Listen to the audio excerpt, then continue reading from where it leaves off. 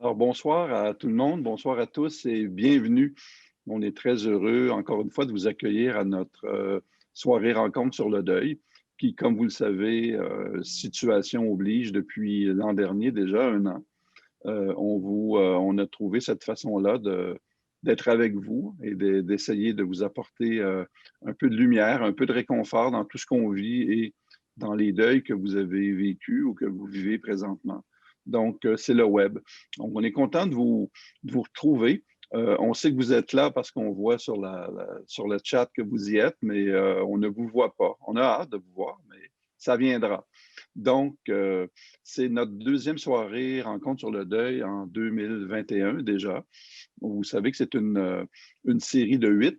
Donc, on sera avec vous à 8 reprises cette année. Et la prochaine fois, ce sera, je vous le dis tout de suite, le 12 avril. C'est normalement c'est premièrement normalement le premier lundi du mois, mais en avril, vous vous souvenez qu'il y aura la fête de Pâques et là, on voulait être sûr de ne pas vous perdre. Donc, on a mis la rencontre au lundi suivant le Pâques. Donc, on vous retrouvera à nouveau le 12 avril exactement. Alors voilà, je vous rappelle aussi, avant de céder la parole à Joanne de Montigny et à son invité, que toutes les informations relatives à nos soirées se rencontrent sur le deuil. La soirée de ce soir se retrouvera aussi en clip, en vidéo, sur le site, de même que différents conférenciers, différentes capsules qui ont été préparées et une foule d'informations complémentaires. Tout ça, ça se retrouve sur notre nouveau site qui s'appelle infodeuil.ca. Donc, vous avez simplement à aller dans votre moteur de recherche, faire infodeuil.ca et vous allez retrouver une foule d'informations, dont dès les prochains jours, la soirée de ce soir avec Joanne et notre invité. Et aussi, comme je disais, je précise aussi qu'il y a des nouveaux écrits de la part de Joanne qui publie un livre virtuel. On en est au 3e chapitre, donc on va retrouver ça. Il y a aussi un texte qui fait le premier texte d'une série qui a été préparé par Luce Desaulniers, donc aussi que vous pouvez retrouver, ainsi qu'une foule d'autres informations. Alors voilà, vous m'avez assez entendu. Maintenant, c'est la soirée qui commence. Je présente Joanne de Montigny, même si j'en suis convaincu, la majorité d'entre vous la connaissent. Alors, Joanne est une psychologue clinicienne. Elle est auteure de plusieurs ouvrages. Elle est conférencière. Et on a la chance et le privilège qu'elle travaille avec nous au Repos Saint-François d'Assise depuis déjà plusieurs années, depuis la fin 2015.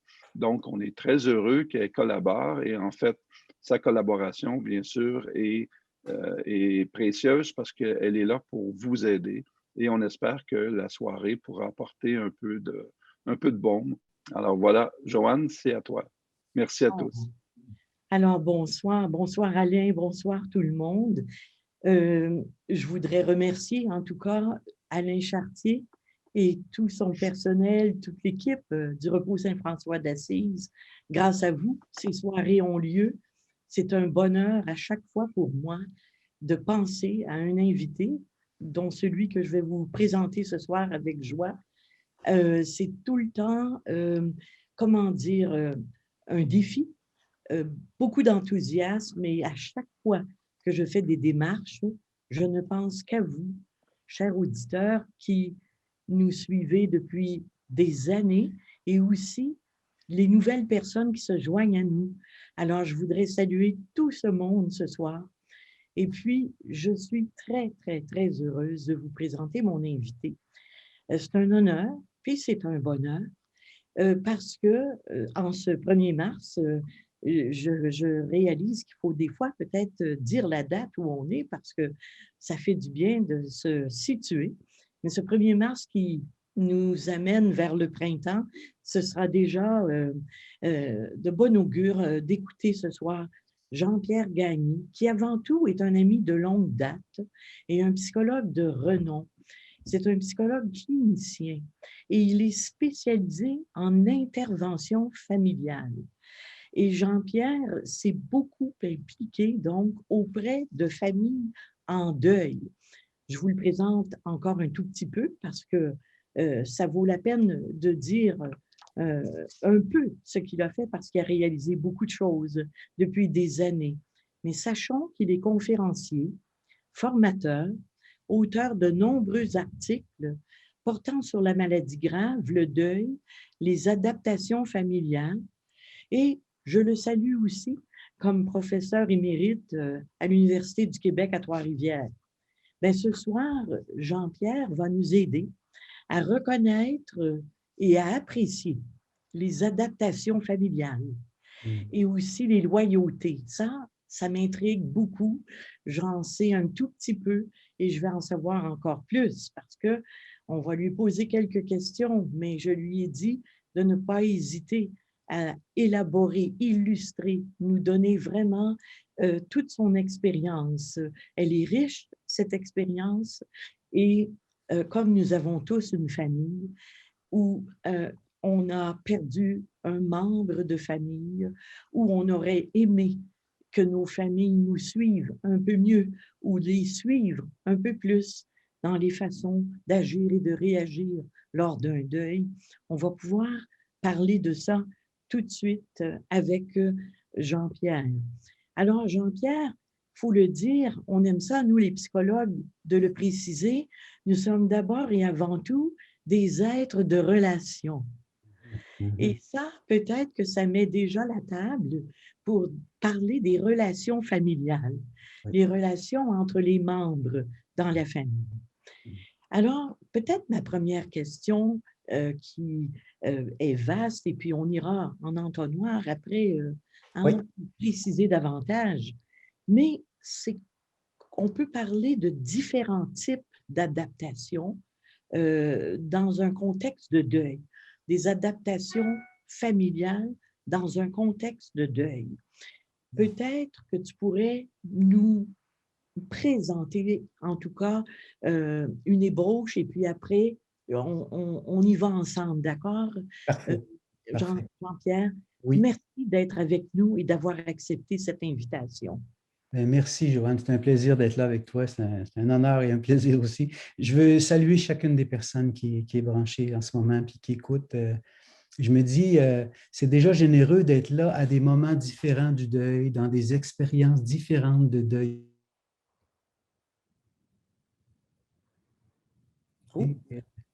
Oups, ça avait gelé un petit peu, mais c'est repris. Oui. Est-ce que ça va? Oui. Parfait. Alors, il est d'entendre la diversité des expériences et tout ça. Donc, moi, ce que j'aimerais faire, je commence tout de suite par une petite phrase d'une poétesse québécoise, Madeleine Gagnon, qui avait dit « Chacun est une île peuplée de rencontres ». Et moi, j'aime bien cette phrase-là parce que, pour moi, quand je pense le deuil, automatiquement, je le pense dans sa dimension individuelle, ce que chacun fait pour traverser, pour intérioriser, pour cicatriser, pour... comment je dirais ça, pour traverser la force de l'absence, pour essayer de traverser les moments difficiles. Donc, il y a toute la dimension un petit peu individuelle du deuil qui, pour moi, est cruciale. Donc, on pourrait dire que le deuil, c'est une traversée dans l'intime. C'est quelque chose de l'intime où chacune des personnes concernées qui a de l'attachement pour quelqu'un va vivre sa traversée de deuil de façon naturelle, mais d'une façon différente. Mais il y a l'autre bout. Il y a le fait que le deuil, quand même, il se fait devant d'autres, avec d'autres, connecté en assemblage avec les trajectoires de deuil des autres autour de nous. C'est-à-dire que ça se vit en assemblage avec les gens avec lesquels on vit, avec les gens qui sont autour de nous, avec l'entourage. Et c'est intéressant pour moi ce soir de vous parler de certaines choses que j'ai vues ou que je vois, des assemblages particuliers qui se produisent autour du deuil, autour des deuils. Donc, je vais avec vous faire un petit bout là-dessus du mieux que je peux faire. Je vais commencer par vous lire une petite histoire. J'écris à partir des gens que je rencontre, je fais un peu d'imaginaire avec ça et puis j'écris des petits passages pour nous amener comme dans un moment de vie. Alors, venez avec moi, je vous approche.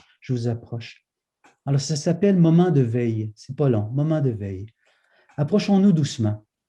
Une femme âgée est assise au chevet de son conjoint en toute fin de vie. Ses yeux parcourent son visage pour en saisir le moindre frémissement, pour capter l'insaisissable, l'invisible. Elle qui a si longtemps partagé son espace de vie avec son homme, le veille, ou mieux, se veille avec lui. Cette scène se déroule sur le registre de la pudeur et la discrétion. Elle qui a beaucoup travaillé de ses mains, cousu les vêtements des enfants, entreprend un tout autre tricot, une maille de soin ajustée, offerte par les soignants, et si rassurante. Une maille indéfectible, présence attentive qu'elle partage avec une de ses sœurs. Et puis, une maille de l'intime qu'on pourrait appeler le brin d'amour. Une souffrance contenue et silencieuse, en fine dentelle, dans ce moment carrefour entre la vie du jusque-là et la vie incertaine et impensable de demain. Son conjoint est indissociable de sa propre identité. Du moins, c'est comme ça qu'elle le vit et le ressent. Ce que je suis en train de vous dire là, doucement, doucement, c'est comment nos vies sont liées aux autres vies. Et une des façons dont les vies se lient dans les familles, c'est à travers le prendre soin. Ah, le prendre soin, c'est pas rien. Le tout petit qui accroche son regard dans les yeux de celui qui le tient ou qui la tient. Le tout petit enfant qui regarde dans les yeux et s'y accroche et qu'on prend soin de lui, il y puise le sentiment de sa valeur, il y puise sa sécurité. Il commence déjà à prendre sa place. Le prendre soin bâtit notre place, bâtit notre estime, le prendre soin. Mais le prendre soin, il peut aussi faire souffrir. Pourquoi? Parce que si on est empêché de prendre soin autant qu'on le voudrait, pensons à ce qui se vit en pandémie, là. Si on est dans des conditions où un empêchement au prendre soin, à la hauteur du cœur, à la hauteur de ce qu'on ressent, eh bien, on se sent par moments un peu coupable, par d'autres moments blessé, certainement chagriné. Donc, le prendre soin, ça nous construit, mais le prendre soin peut aussi nous faire souffrir. Et ce que j'aimerais dire, c'est à quel point prendre soin des proches, c'est crucial. Et à quel point l'initiative auquel je suis invité ce soir, puis le travail qui est fait par toute l'équipe, avec toi, Joanne, c'est un travail du prendre soin, qui touche chacune des personnes individuellement, mais qui nous concerne dans nos rapports avec les proches, dans nos couples, dans les liens avec nos enfants, dans les liens avec nos parents, dans les liens de la collectivité et dans nos liens aussi culturels, dans nos liens de contexte. Donc, pour moi, qui ai travaillé à faire un travail un peu particulier parce que j'ai toujours rencontré les gens en famille ou en couple. C'était ma pratique et ça a été ma pratique pendant 30 ans. Donc, moi, je pouvais rencontrer un couple après le décès d'un enfant. Je pouvais rencontrer une famille après un accident de la route, perdu un des membres. Je pouvais rencontrer une femme qui venait de perdre son conjoint. Et je pouvais, très souvent, je rencontrais les gens en famille. Et comme je les voyais en famille, j'étais obligé de concevoir par la vie que très souvent, on voyait que la pointe de l'iceberg. On voyait un endeuillé identifié, quelqu'un que la famille ou que les services ont vu comme l'endeuillé principal. Ça va? Et c'est vrai que son lot est grand dans tout ça. Mais il y avait autour de cet endeuillé-là toutes sortes d'autres joueurs qui étaient concernés. Il y avait comme une crise individuelle entraînant une onde de choc et on avait après ça des crises de couple, des crises de famille, des crises de vie, des crises de contexte. Donc pour moi, la crise individuelle entre en résonance avec une crise qui pourrait être une crise de couple, une crise de famille ou une crise collective. Mais aussi, il faut voir le beau des choses. Les ressources individuelles se voient bénéficier des ressources de gens qui essaient de soutenir, qui s'approchent, qui offrent quelque chose en partage. Donc, je suis devenu un admiratif des adaptations familiales, comme quand je regarde des beaux paysages. C'est comme si, au cœur du difficile, se logent des perles d'humanité, des intentions, des gestes. Et c'est très souvent des petits gestes, mais dans des choses très grandes. Donc, on est des êtres de relation, je suis convaincu. On est dans le relationnel, on se développe dans le relationnel, puis à la fin de vie, ce qu'on espère, c'est de ne pas être seul. C'est encore là quelque chose qui est dans le relationnel. Si j'avais à te faire une confidence, Joanne, je n'ai pas d'enfant, mais j'en ferai une. J'ai perdu mon père quand j'avais 5 ans. Et je sais qu'il est mort tout seul sans que je puisse être là et sans que personne d'autre puisse être là. Je sais qu'il a demandé de l'aide, mais que personne n'est venu. Puisque jeune adulte, j'ai pu lire le dossier médical et que j'y vois les minutes décrites de sa fin de vie. Et j'ai porté probablement toute ma vie cette espèce de rendez-vous manqué sans ma faute, tu vois, parce que dans mon cœur, j'aurais voulu être là. Et je pense que la vie a fait en sorte que j'ai eu d'autres occasions d'essayer d'être à des rendez-vous pas faciles, d'essayer d'être présent même sans mots des fois, de respirer des moments d'impuissance ou de difficile, tout en tentant d'humaniser ça en ne laissant pas l'autre seul le plus possible. Et je sais que ce qui m'a le plus touché dans la pandémie, c'était ces interdits d'adieu, comme disait Marie Denezel, le difficile des adieux. Mais en même temps, je sais qu'on va trouver des façons, que ce soit individuellement, en famille ou collectivement ou avec les institutions, de faire notre juste part de solidarité et d'hommage pour ceux qui ont été là et qui comptent tant pour nous. Alors, je dirais juste ceci. Je dirais que les deuils, il y a le court terme du deuil.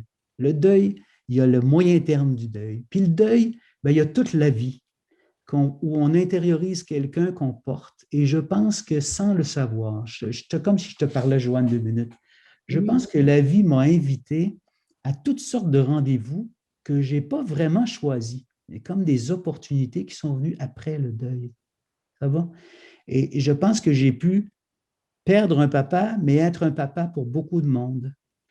Prendre soin d'une façon soucieuse de protéger, soucieuse d'être attentif. Donc, je pense que la vie m'a donné d'autres occasions. Et j'aimerais dire à tous les gens qui écoutent ce soir que au moment où on est frappé par le deuil, au moment du choc, au moment où l'absence est si cruelle, on cherche la force, on cherche la ressource. On craint d'oublier la voix. Des fois, on pense l'avoir entendue ou l'entendre encore. On craint que ce visage-là s'efface. Et pourtant, dans de nous, il y a des traces. Il y a des grandes traces. Et je pense que ce que j'aimerais faire ce soir avec vous autres, je suis en train encore de m'introduire, c'est de vous dire, autant les deuils sont chacun à leur façon, chacun à leur rythme, chacun à leur contexte, je dirais, chaque famille est un pays à visiter, à apprécier. Il n'y a pas deux familles qui ont traversé la même histoire, qui vivent dans le même contexte, qui ont les mêmes conditions.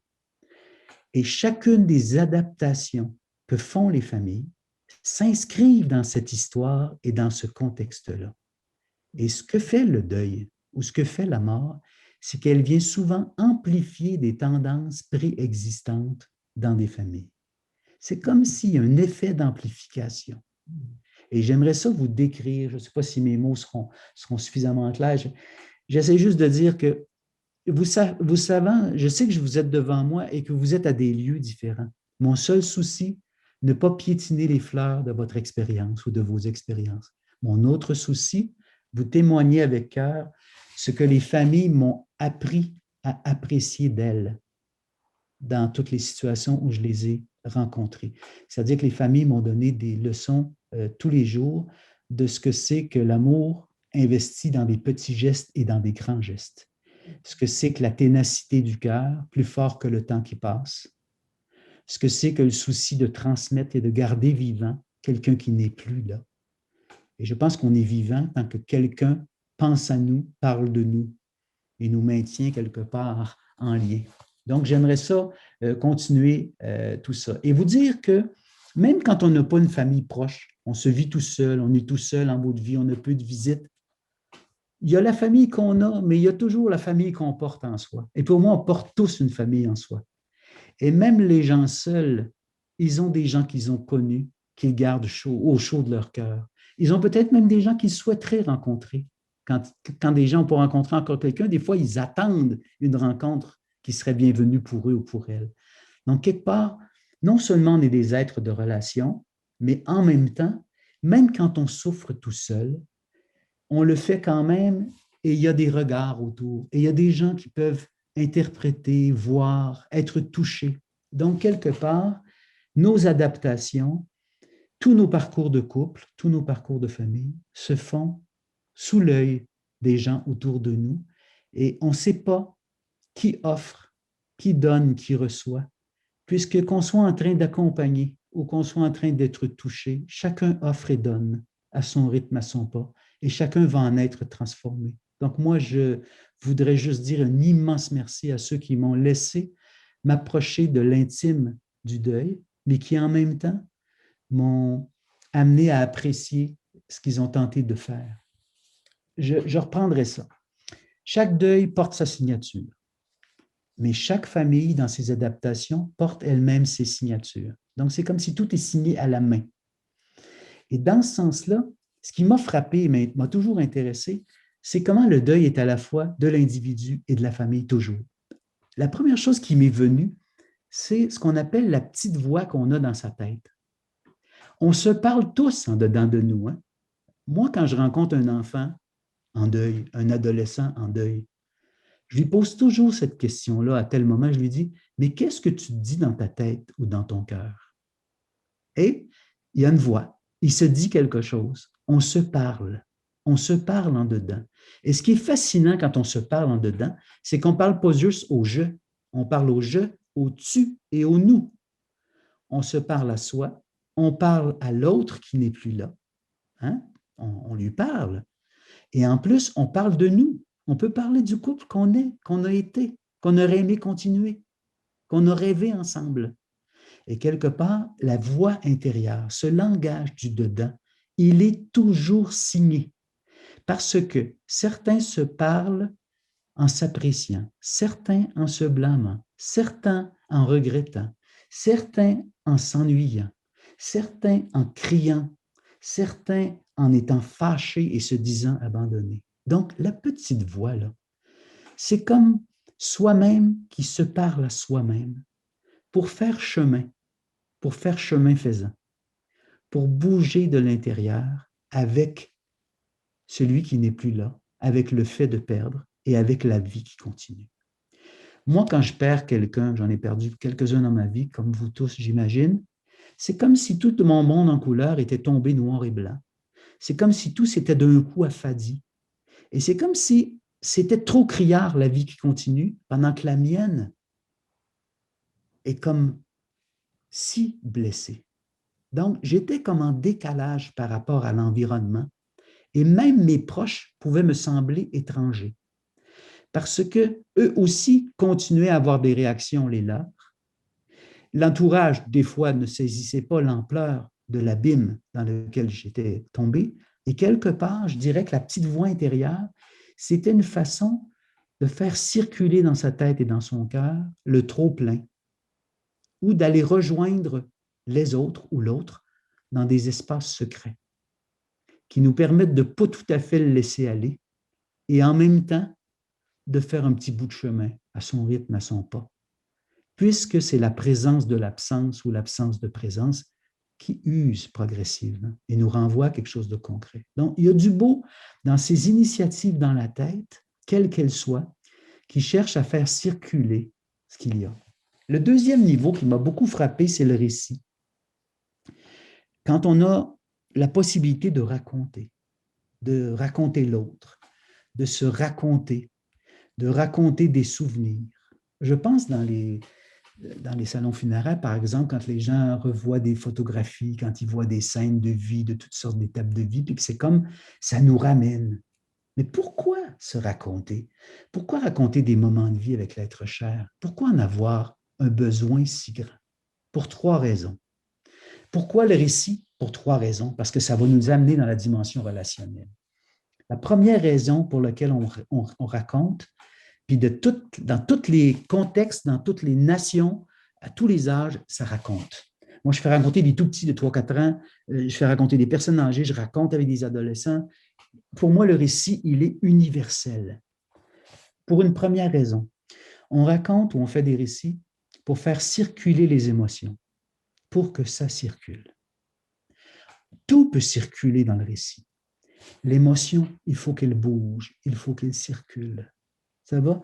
Donc, quand comme disait Fauré, c'était magnifique, il a dit « Raconter pour user peu à peu l'intensité de certaines émotions difficiles. » Comme si le fait de raconter allait avoir un effet progressif de nous aider à travers le temps à apaiser quelque chose à travers le récit.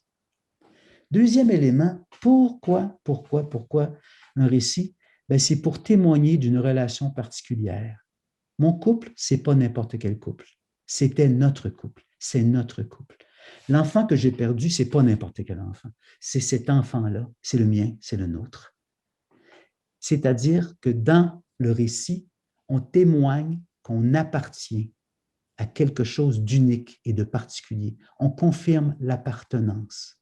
Donc, on raconte pour confirmer aussi une appartenance particulière à des proches, à une histoire, à de l'amour, à de l'affection, à de la peine. Et finalement, on raconte pour créer du sens, pour parvenir à travers le temps à inscrire le deuil dans son histoire de vie, progressivement, mais dans l'histoire de la vie de la famille.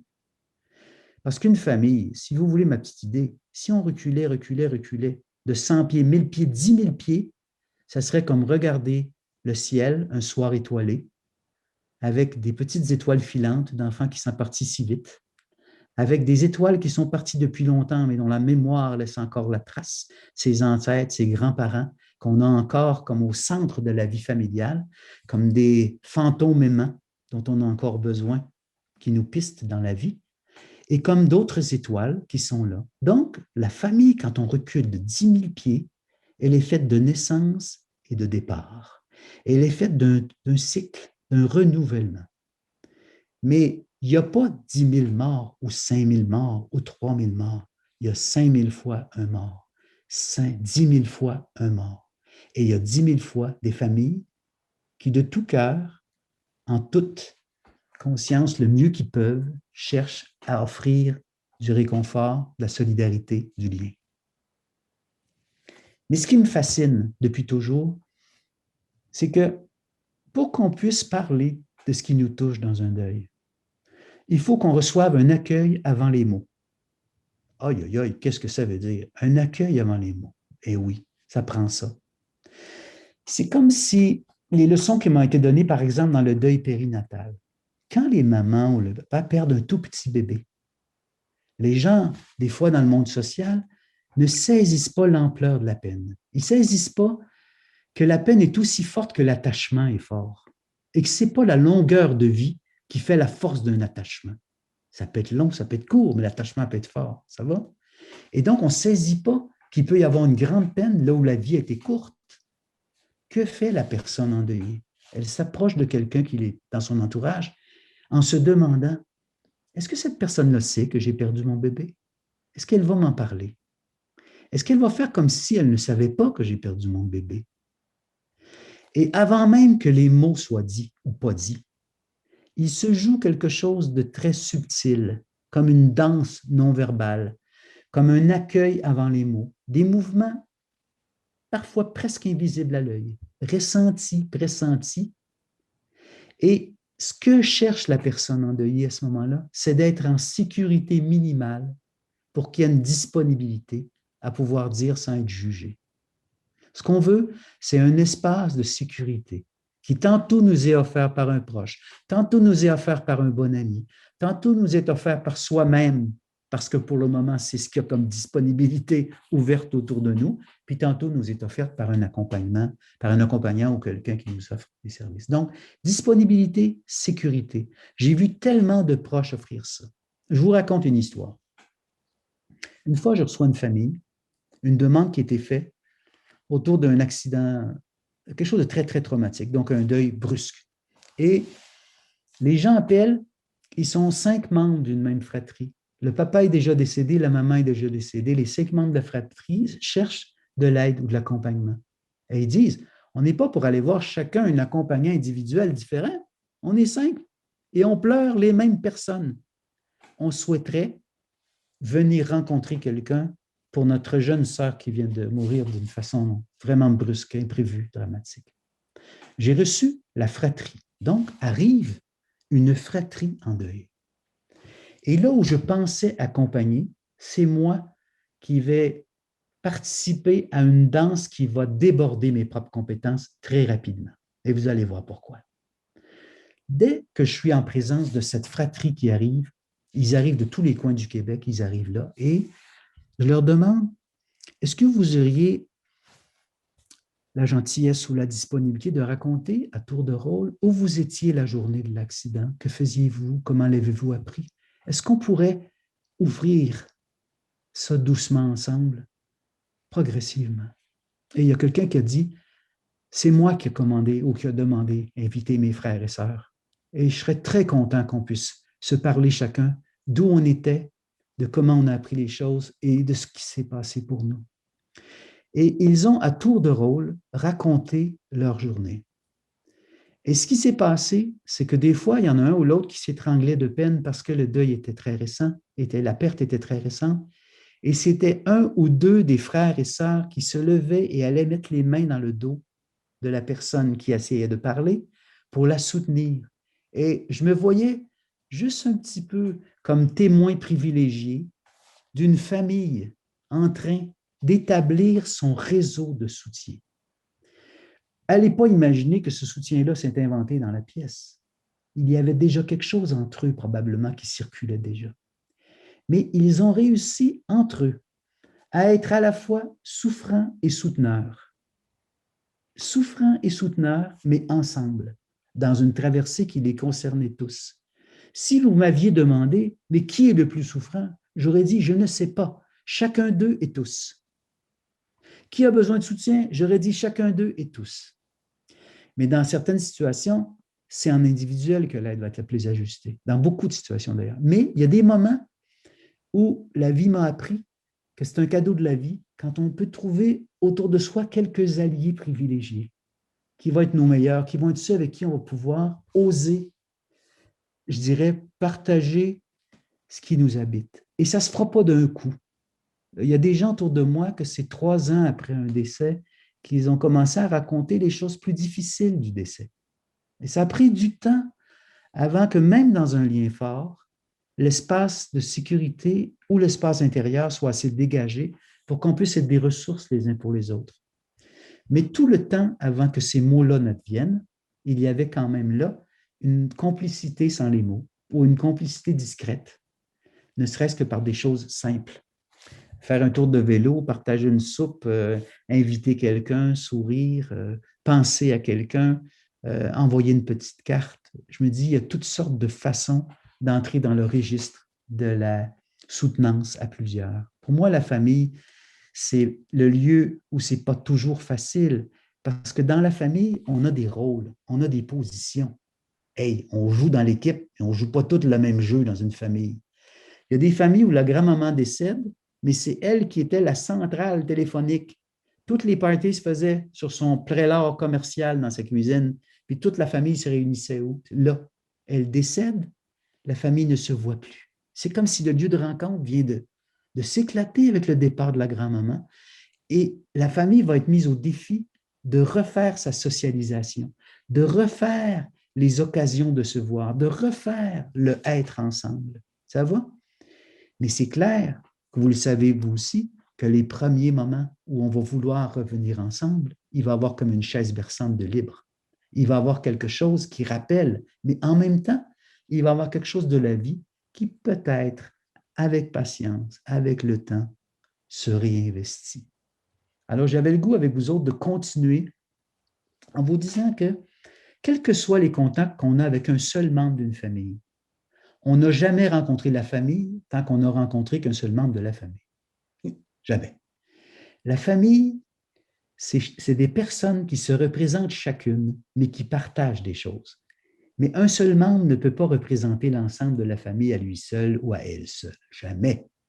Je vous conte une petite histoire. La semaine passée, j'étais dans un milieu résidentiel à prendre soin. J'étais en virtuel, bien sûr, parce que la pandémie oblige. J'étais en virtuel avec des familles où les jeunes ont de l'autisme. Où ces jeunes-là sont dans des petites résidences, dans des institutions. Je ne serai pas long là-dessus, je vais vous compter ça 2 secondes d'écart. Et la maman venait dans la résidence et critiquait les intervenants. Et les intervenants étaient un peu tannés d'être critiqués. Et on ne comprenait pas trop ce qui faisait que cette maman-là se déplaçait pour venir critiquer les intervenants. Ça aurait pu être des soignants, c'était des intervenants. Et quand j'ai réfléchi avec les intervenants, je leur ai dit, imaginons 2 secondes que cette maman-là vient vous faire constater quelle est la maman, quelle est la personne compétente pour ces enfants-là et qu'elle veut garder sa place. Et qu'en vous trouvant quelques petits défauts, elle vous rappelle à quel point cet enfant-là, c'est le sien. Et qu'il faudra peut-être accueillir, qu'elle souffre de ne pas pouvoir être là à prendre soin. Mais qu'en même temps, elle a besoin de vous qui prenez soin. Alors, comment on va accueillir cette maman-là sans la juger, en s'approchant de son cœur plutôt qu'en jugeant l'apparence? Et là, tout d'un coup, c'est le papa qui est venu. Et le papa, il était en colère. Pourquoi? Parce que la demande d'aide des hommes n'est pas la demande d'aide des mamans ou des femmes. Les hommes viennent souvent tardivement vers l'aide, ils viennent souvent très tard vers l'aide, et ils sont déjà très souffrants quand ils viennent. Et ils ne viennent pas seuls d'habitude. Même seuls, ils viennent en portant le souci de protéger ceux qui sont autour d'eux, protéger leur conjointe, protéger un enfant, protéger quelque chose qui n'aurait pas dû arriver, les protéger de quelque chose qui n'est pas arrivé. Donc, ils peuvent arriver des fois avec un registre de colère, alors qu'en dessous, c'est la peine, c'est l'impuissance, c'est la déception. Et moi, je dis toujours aux hommes que je rencontre, je ne sais pas si ça vous va que je vous raconte ça, mais j'aime ça parler des pères ou des hommes ou des grands-papas. Je dis souvent aux hommes, il y a toutes sortes de façons de pleurer, messieurs. Il y a des hommes qui pleurent comme des rivières souterraines. C'est comme une rivière qui coule en dessous de la terre. Et donc, ce n'est pas manifesté à l'extérieur, peut-être, mais ça ne pleure pas moins fort en dessous de la terre. C'est comme une rivière souterraine. On ne peut être socialisé à ne pas trop montrer la peine. Ça ne veut pas dire que peine, il n'y a pas. La peine, elle peut être sous l'eau, elle peut être sous la surface. Et imaginez ce que ça prend de précaution et de patience pour accueillir une peine qui n'est pas exprimée dans la forme où on l'exprime nous-mêmes. Et là, je vais vous entrer dans quelques-unes des adaptations dont j'avais le goût de parler. Tantôt, Joanne me posait la question sur les loyautés familiales. Parce qu'on parle que quand dans une famille, il y a ce qu'on appelle les enjeux de loyauté. J'espère que je ne vous perds pas avec toutes mes affaires, mais regardez bien ça. Les loyautés, c'est un enfant qui m'a montré c'est quoi. Donc, je vais vous raconter l'histoire. Mais avant, je vous dis, dans les familles, il y a des loyautés. Parce que à travers les liens d'attachement, à travers ce qu'on a développé ensemble, on prend comme des espèces de pactes les uns par rapport aux autres. Une loyauté, c'est une préférence, puis c'est une référence. Quelqu'un qu'on adopte, c'est quelqu'un qu'on veut garder précieux, c'est quelqu'un qu'on ne veut pas perdre, c'est quelqu'un qu'on ne veut pas voir souffrir, et on a ce qu'on appelle des loyautés. Et c'est un enfant qui m'a montré d'une façon incroyable, quand je vous dis que les familles peuvent me donner des leçons de vie, là, où que vous soyez dans votre deuil, on peut écouter cet enfant-là 2 minutes. J'étais en train de rencontrer un enfant qui vit une séparation de ses parents, une séparation très difficile des parents. Donc, il y a une perte. L'enfant, il y a 8 ans. Et puis, je suis en train de discuter avec ce petit-là de 8 ans. Et moi, les enfants de 8 ans, j'aime mieux dessiner avec eux que juste parler, parce que c'est plus proche de leur monde, de les faire dessiner ou dessiner avec moi. Alors, je demande à l'enfant, est-ce que tu peux me dessiner ce qui se passe pour toi en ce moment? Il est dans un moment où c'est très dur dans la famille. Et l'enfant me dit, je vais te faire un dessin, puis je vais mettre un titre. Alors, moi, je me demande c'est quoi le titre qu'il va mettre. Il a appelé ça le séparément. Pas le séparement, le séparément. C'est beau parce que l'enfant va se promener d'une famille à l'autre bientôt, mais il appelle ça le séparément. Mais là, voyez venir la loyauté. Alors, il prend son dessin, il met une ligne au milieu de sa feuille, d'un côté juste des lunes, de l'autre côté juste des soleils. Toutes les lunes, tous les soleils, une ligne au milieu, en plein milieu de sa feuille. Et moi, je le regarde faire. Je sais que pendant qu'il fait ça, il travaille. Il travaille quelque chose pour lui-même. Et là, je lui dis, est-ce que tu me ferais le cadeau quand tu as eu fini? Est-ce que tu me ferais le cadeau de mettre ton prénom sur la feuille? C'est tellement un beau dessin que tu viens de faire là. C'est un dessin incroyable. Comment tu mettrais ton prénom? Et c'est comme si je lui avais soumis un problème. Il s'est mis à compter sur ses doigts, à froncer les sourcils. Il est mal pris avec ma question. Il compte, il recompte. Et je me demande ce qu'il fait. Savez-vous ce qu'il fait? Il a compté et son prénom, c'est un chiffre impair. Il y a 5 lettres. Lui, par loyauté, il veut donner un nombre égal de lettres à papa et un nombre égal de lettres à maman. Et il y a 5 lettres dans son nom. Alors, ce qu'il va faire, il va mettre 2 lettres d'un côté à papa, 2 lettres de l'autre côté à maman, puis la dernière lettre, il va la placer directement sur la ligne en plein milieu, et là, je le vois s'apaiser.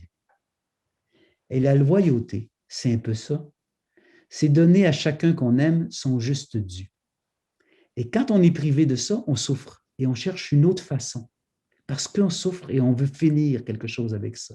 Donc, quelque part, la loyauté, c'est quelque chose dans lequel on est reliés les uns aux autres et dans lequel on souhaiterait que ce qu'on nous a offert, on puisse quelque part dans la vie le rendre, à un moment ou à un autre, d'une façon ou d'une autre.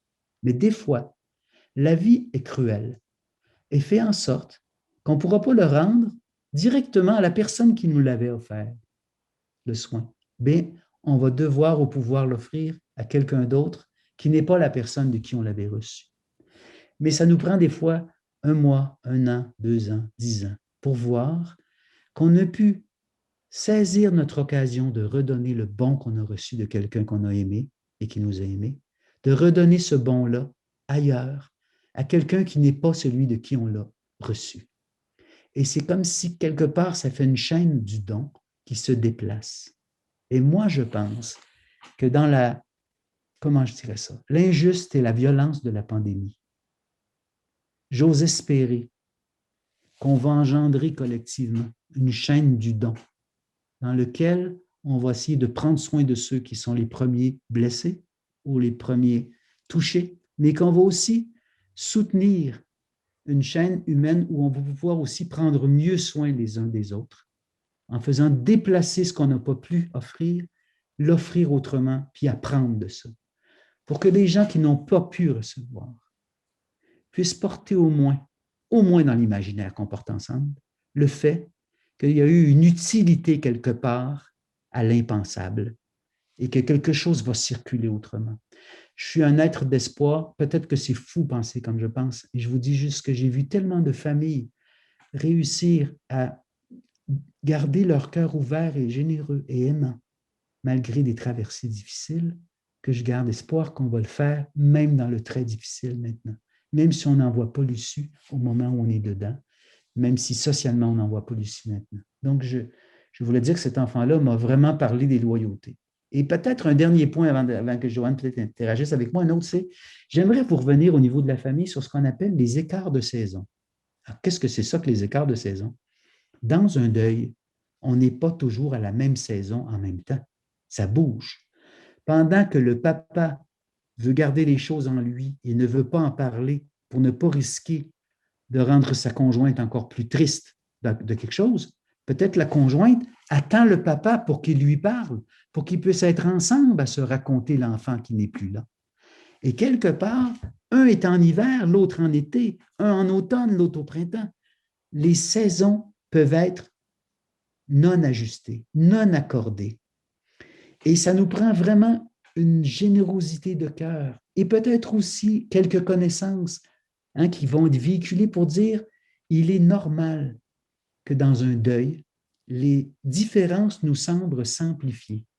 Les petites différences qu'on avait entre nous nous semblent plus grandes.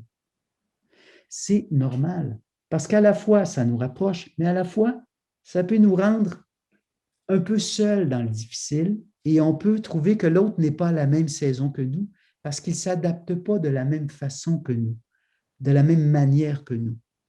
J'ai vu, par exemple, dans les syndromes de petits bébés qui étaient décédés, j'ai vu des pères serrer les poings tellement qu'ils se sont créés la pression, ils se sont fait mal à force de serrer les poings. Comme si le papa voulait se battre avec la peine, se battre avec l'enfant perdu, l'enfant qui n'est plus. Pendant que sa maman, que la maman pleure, le père était bloqué comme à se battre. Mais il ne pouvait pas se battre avec ses poings. Ça va? Et ils étaient comme à des saisons.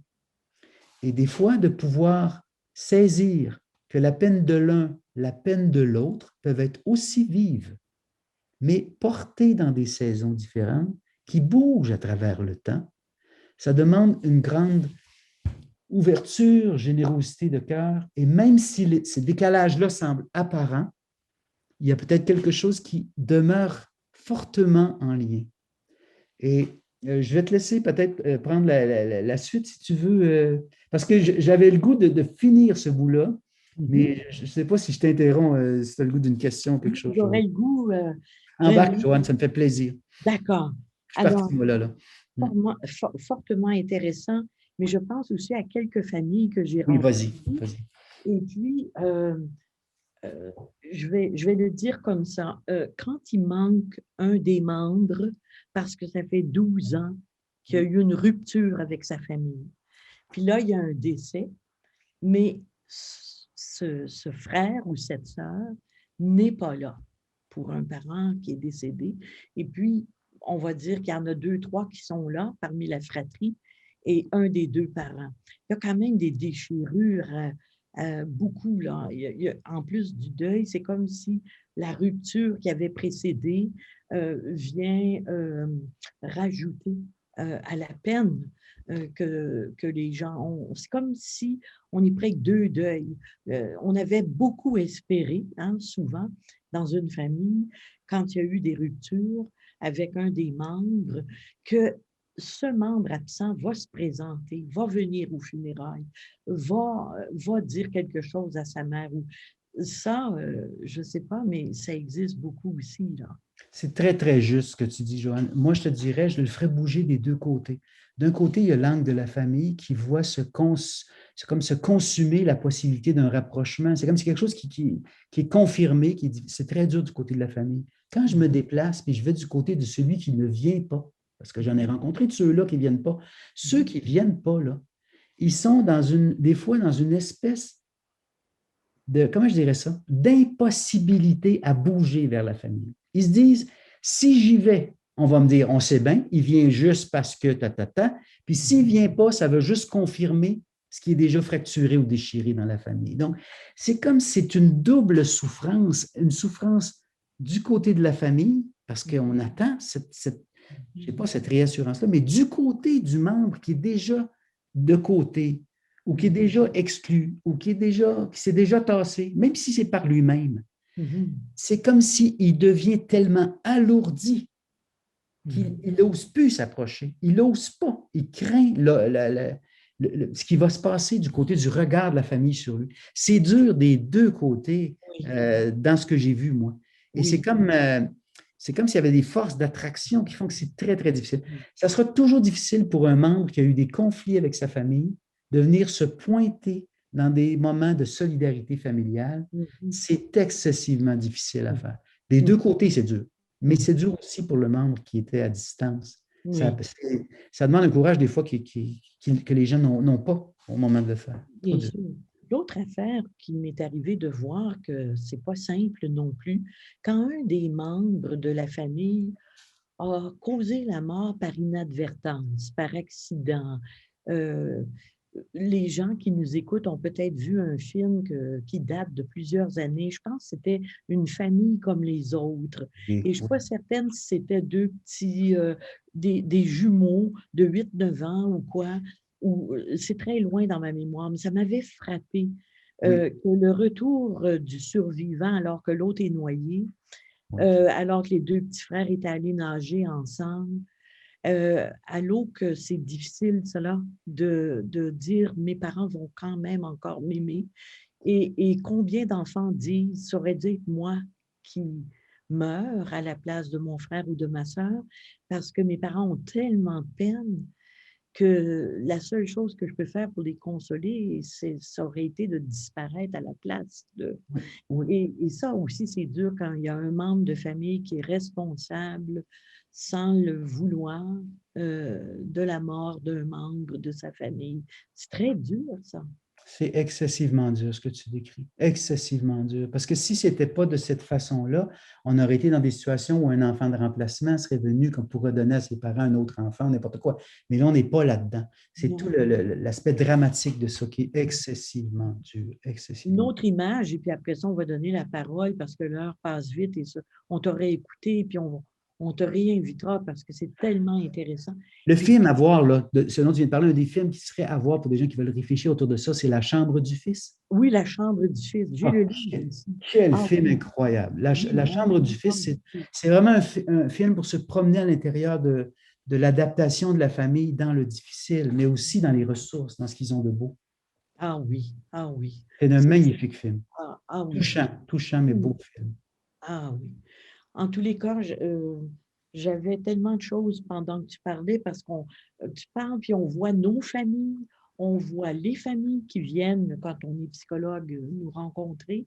Euh, mais quand tu dis qu'on est à différentes saisons, c'est pas toujours facile non plus que l'un écoute l'autre à une autre saison, hein, mêler l'hiver avec l'été, mêler tout le monde ensemble, c'est quelque chose. Euh, comment je dirais ça aussi? Il y a toujours, il me semble que tu as commencé en disant, il y a peut-être un endeuillé que l'on a Identifié. identifié Oui, plus malheureux ou plus à risque ou plus dans la famille. Et j'ai presque toujours vu la maman oui. qui était préservée par les autres membres. J'ai toujours vu une maman qui est préservée par son conjoint, qui est préservée par les enfants.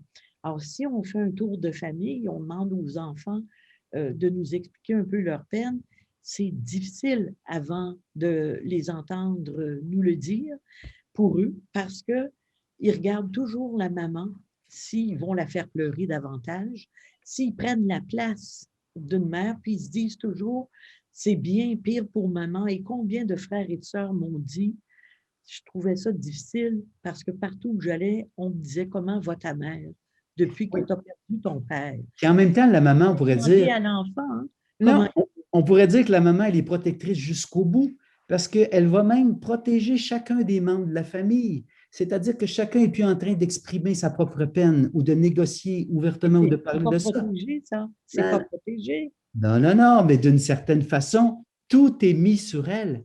Et Ah, elle continue de jouer son jeu dans le sens on veut la protéger, on ne veut pas qu'elle ait mal, on se préoccupe d'elle. Et tout ce temps-là, on parle pas de nous, on et parle est-ce d'elle. que ça fait du bien de penser qu'on la protège puis qu'on ne parle pas de nous? Est-ce que ça peut faire du bien à notre deuil? Oui, oui, comme un breaker, comme quelque chose qui donne un délai, qui met un délai dans la peine de chacun.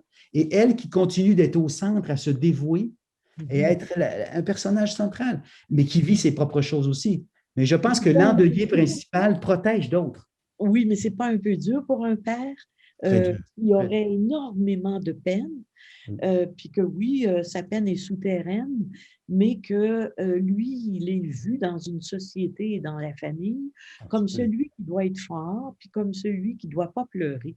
Mais moi, je trouve ça un peu effrayant. Puis c'est peut-être ça la chance, tu ne trouves pas, quand on les reçoit individuellement, qui peuvent être vraiment eux-mêmes dans leur peine sans essayer de protéger ou préserver la famille. Oui, parce que si on les avait en famille, les rôles vont réembarquer assez rapidement. Ils vont avoir de la misère à s'autoriser à ça. En individuel, tu vas les voir davantage avoir de l'espace. Oui. Absolument. Je pense qu'il y a des atouts et des limites dans chacune des deux offres. Oui, c'est ça. Ah, tu sais, Jean-Pierre, je ne sais pas, peut-être qu'on aura l'occasion de terminer avec quelque chose que tu as envie de nous dire encore, mais je pense beaucoup aux gens qui nous écoutent et puis qui ont peut-être envie de nous poser des questions. On va d'abord demander à M. Chartier-Alain, notre grand ami, s'il a reçu des questions ou des commentaires. Parfait. Merci beaucoup. Alors, dans un premier temps, j'invite les gens, si vous êtes devant votre écran à gauche, il y a une boîte de dialogue, une boîte de chat. Alors, on vous invite, si jamais il y a des commentaires ou questions, n'hésitez pas, vous pouvez les inscrire là et on devrait les recevoir. Alors, une première question, peut-être, vous avez parlé, M. Gagné, du lien. En fait, l'importance du lien et avec ce qu'on vient de traverser, on l'a effleuré un peu au début, la pandémie, les gens qui ne pouvaient pas être en lien, quelquefois via un téléphone cellulaire ou autrement, mais souvent pas du tout, d'abord avec leurs défunts et aussi avec leurs proches, et de se retrouver à, bon, déjà un deuil qui commence d'une façon particulière, et de se retrouver après chez eux, seuls, et sans ces liens-là de la famille. Comment est-ce que vous avez sûrement eu à interagir là, au cours de la dernière année? Qu'est-ce qu'on peut dire à ces gens-là qui ont vécu et qui vivent encore ce genre de situation-là qui est fort difficile? Je pense que la première chose qu'on doit faire, c'est qu'on doit partager comment je dirais ça, reconnaître comment c'était dur et exceptionnellement dur et comment c'est une forme de privation. Parce que ce que les gens font réflexe, ce qu'ils auraient eu le goût de faire spontanément, ils étaient empêchés de le faire, mais c'est une contrainte qui est complètement externe. C'est une contrainte qui est externe. Donc, je pense que la première chose qu'on fait, c'est reconnaître comment c'était exceptionnel et comment c'est dur, cette situation-là. Il y a des gens qui ont pu peut-être avoir des contacts avec quelques proches, même à distance, mais on était dans quelque chose qui était minimal. Tout était restreint. Et je pense que c'était des circonstances qu'on n'a pas fini même de décanter nous-mêmes. Juste d'en être témoin, nous-mêmes, on était dévastés. Alors, ceux qui étaient pris dedans, c'est excessivement difficile. Il y a des moments dans ma vie où je suis dans le non-savoir. Je ne sais pas comment dire ça. Je suis dans des circonstances si exceptionnelles que le non-savoir, ça m'invite juste à rester, à garder une position d'humilité pour juste être solidaire puis apprendre de ça, puis de souhaiter le meilleur. Mais je n'ai pas été en position d'accompagner, mais j'étais une position de non-savoir à ce moment, moi. Oui, puis si tu es d'accord, Jean-Pierre, des fois, je te connais assez pour ça, il nous reste seulement qu'à avoir mal avec l'autre. Oui, absolument. Quelqu'un nous pose la question, comment faire pour vivre avec le vide, en fait, et elle explique qu'elle appelait sa mère plusieurs fois par jour de façon régulière, et là, ces téléphones-là ne sont plus possibles parce que sa maman n'est plus là. Comment vivre avec ce vide-là? Ça, c'est intéressant aussi. J'ai parlé tantôt du langage intérieur. Comment elle parle à cette maman-là? Comment elle fait parler cette maman-là? Est-ce qu'elle peut écrire une lettre, même pour elle-même, à cette maman-là? Est-ce qu'elle peut reprendre regarder des images, revenir sur des mots? Est-ce qu'il y a quelque chose qui peut être maintenu pour faire circuler l'émotion? Parce que ce manque-là est un manque de ce qui était plein. Donc, il y a des morceaux de bons, il y a des morceaux de souvenirs, mais en même temps, c'est souffrant. Donc, je ne sais pas où est la personne qui nous parle, mais je dis juste, il y a peut-être des petits moments où elle peut s'autoriser à être pour un moment en contact avec quelque chose qui est plein, même s'il y a le vide à l'intérieur. Je ne sais pas ce que tu dis de ça, toi, Joanne, mais... Moi, j'aurais envie de dire... Le vide est vide, pas de rien, là. Oui, c'est ça. J'aurais envie de dire, ça me vient comme ça, je prendrais le téléphone, j'appellerais quelqu'un que j'aime et qui est capable de m'entendre nommer maman pendant 1 heure. Et que je lui dirais, comme je ne peux pas parler à maman, puis-je te parler de maman?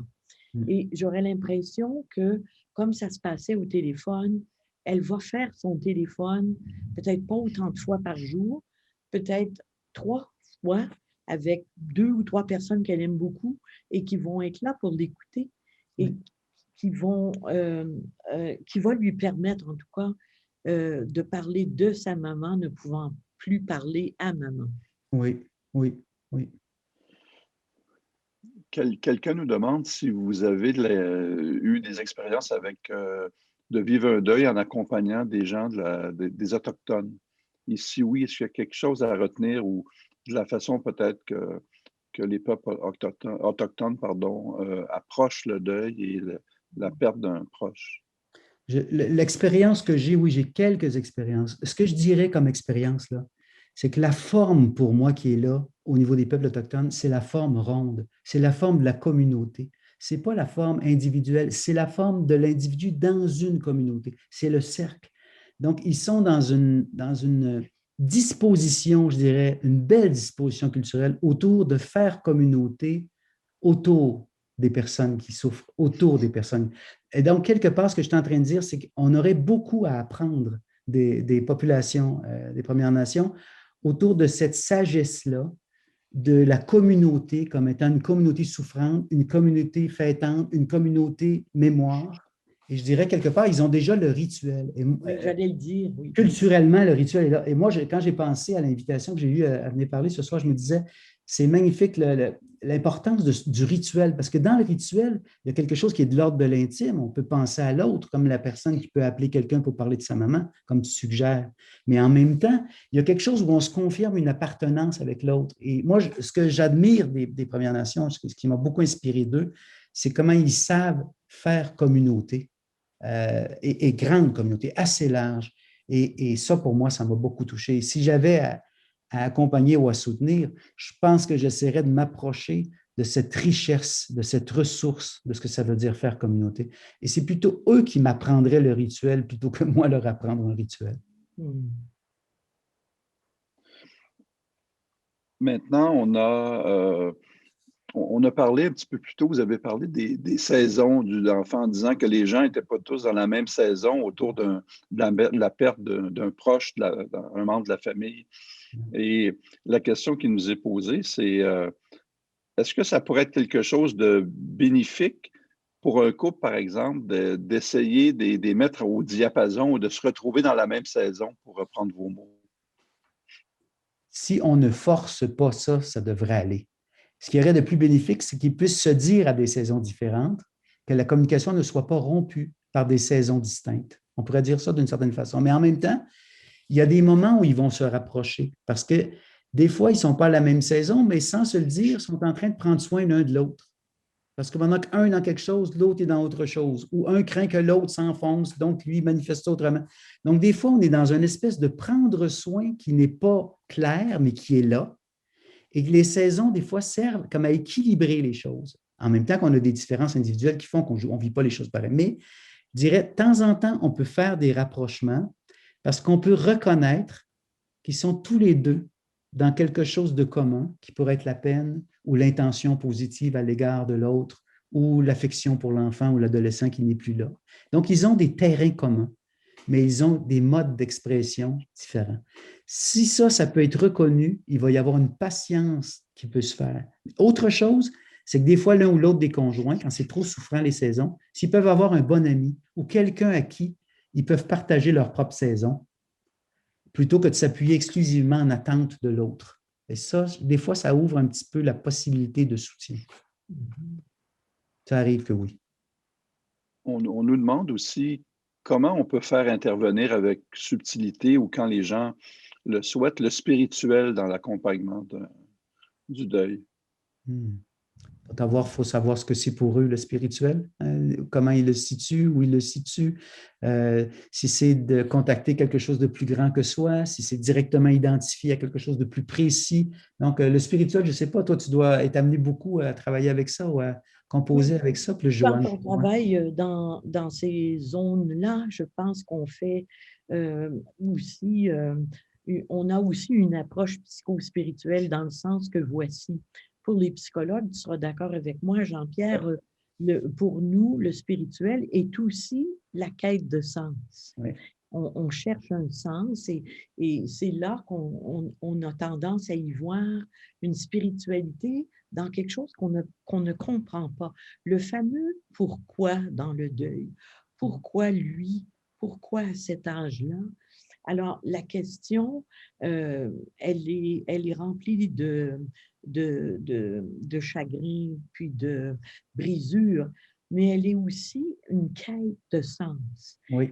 C'est comme si on cherchait, moi j'emploie le mot spirituel parce que je mets toujours un trait d'union, amour aussi, avec la spiritualité. C'est quelque chose pour moi qui peut ressembler à l'amour, qui peut ressembler à la méditation, à la concentration sur les paysages. Ça peut ressembler à beaucoup de choses. Hein. C'est intéressant de demander à chacun, un peu comme l'amour d'ailleurs, qu'est-ce que c'est pour toi l'amour? Qu'est-ce que c'est pour toi? Qu'est-ce que c'est pour toi la spiritualité? J'adore parce qu'on a des définitions presque aussi nombreuses qu'il y a de personnes. Alors, la spiritualité, c'est formidable. Mais moi, j'aime beaucoup l'histoire du plus grand que nous dans le sens que voici, c'est-à-dire que des choses qui nous échappent, l'énigmatique. Oui, Euh, Tantôt, tu disais le je ne sais pas. Parfois, on est devant le je ne sais pas. Pourquoi j'appellerais ça être dans le spirituel?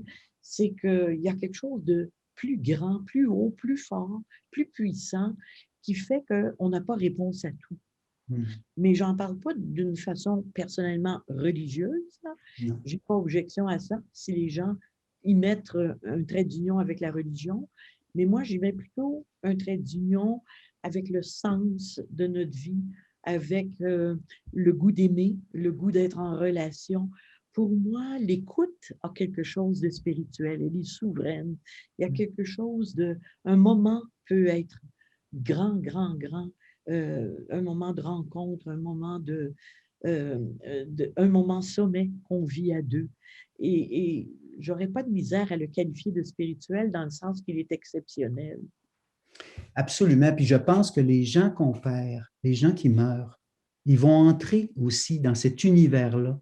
Il ne suffit pas que les gens soient là près de nous pour exister quelque part dans l'univers Non, c'est qu'on ça. peut penser, qu'on peut imaginer, qui peut nous soutenir. Dans ce sens-là, je dirais que même les gens qu'on a perdus, pour moi, font partie de ce grand ensemble-là, beaucoup plus vaste que moi et plus vaste que ce qui est vivant actuellement. Oui. Beaucoup plus vaste que ça. Ah oui. Ah oui, je me rappelle d'une Des gens expérience. que je rencontrerai jamais peut-être, mais C'est qui ça. font partie de cet univers-là plus vaste. Oui, oui. Puis je disais aux gens qui nous écoutent souvent que toi comme moi, on a rencontré beaucoup de défunts grâce à la parole du survivant. Celui ou celle qui est venu nous le présenter, nous en parler. Oui. Alors, on les a connus beaucoup. Mais j'ai vécu une expérience, Alain, quand on était au cimetière et puis qu'il y avait de la belle musique que tu offrais dans le temps qu'on pouvait se réunir. Et tu sais, là, Jean-Pierre, tu arrives au cimetière, puis il y a beaucoup de monde, là. Des fois, il y avait 200 personnes. Et Alain avait toujours des invités qui jouaient une belle musique par un dimanche après-midi. Et souvent, je me disais, ça se peut-tu? Les morts en dessous de mes pieds entendent cette belle musique. Ah oui. On était dans une espèce d'imaginaire où est-ce que je pouvais les sentir tout près de nous. Mais je trouvais ça donc beau qu'on se rapprochait comme ça, tout le monde, avec la musique, en étant vivant, puis en allant au cimetière ensemble, peut-être pas pour une personne en particulier, mais pour tous les morts qui écoutaient avec nous la musique. C'est C'est un de peu un tout beau. fantasme. C'est beau. J'ai un ami récemment qui a perdu un proche qu'il aime beaucoup. Il a dit, j'ai perdu mon grand frère. C'était un ami. Il a dit, j'ai perdu mon grand frère, mais j'ai aussi perdu un chêne. Parce que Ah, pour lui, il pense en termes d'arbres. Et il dit, j'ai perdu un chêne.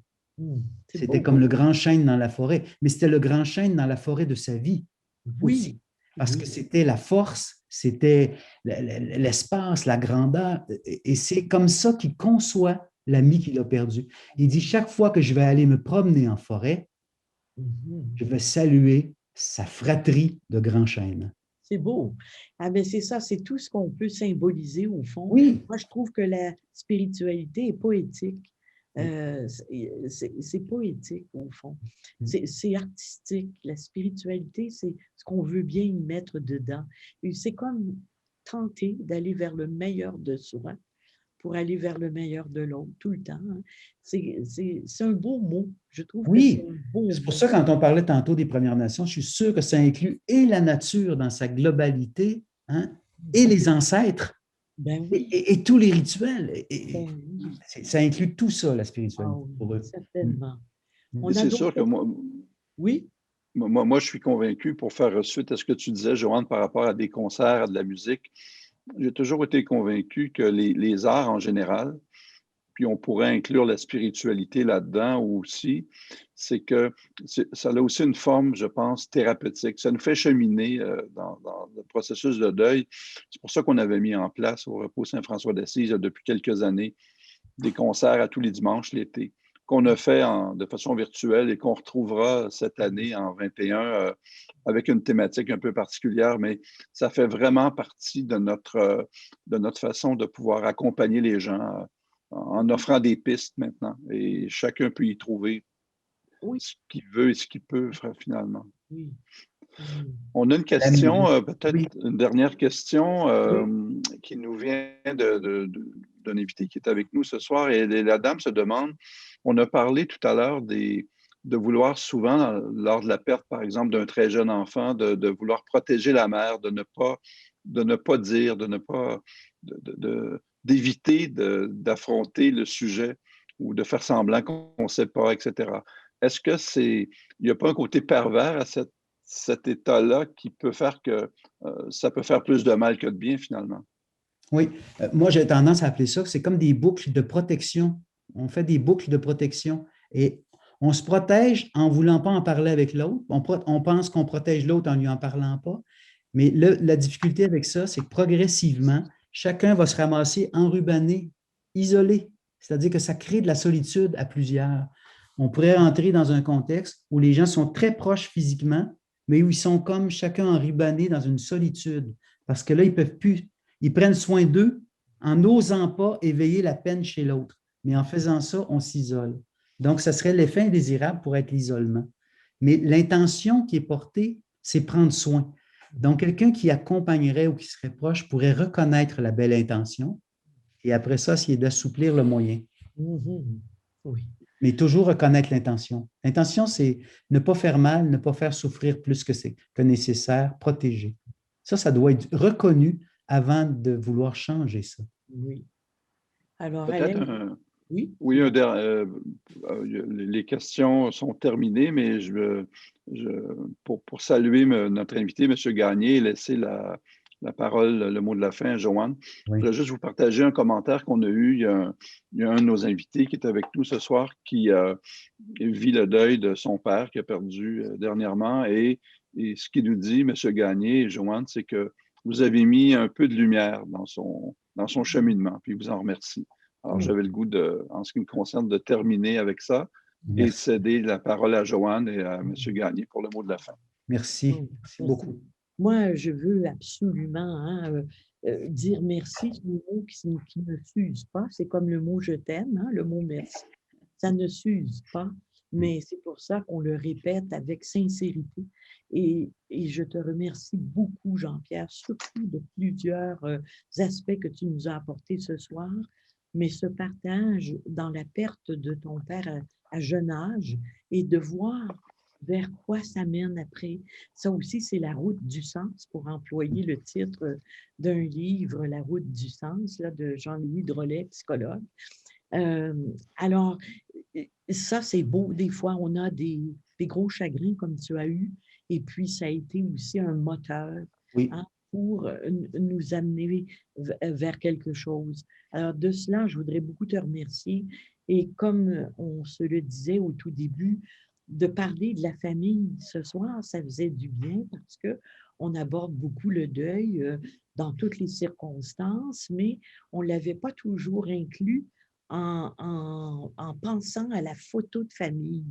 Et j'avais juste des albums de famille dans ma tête ce soir. Et je me disais, en effet, on porte à l'intérieur, comme tu nous le disais si bien, une famille qu'on aurait peut-être souhaité avoir s'il y a eu des ruptures. Oui. Et le désir de rebâtir, de reconstruire sera toujours là. Des fois aussi, on s'est fait une famille en parallèle. Hein, les gens vont nous dire c'est mon deuxième papa ou c'est ma maman adoptive. Oui. Oui. Alors, on s'en cherche toujours une famille quelque part si la nôtre n'est pas suffisamment active. Moi, je te dirais donc que ce n'est qu'un au revoir. On aura certainement d'autres occasions d'aller encore plus loin parce que avec un sujet comme ça, tu ferais une journée avec nous et puis on n'est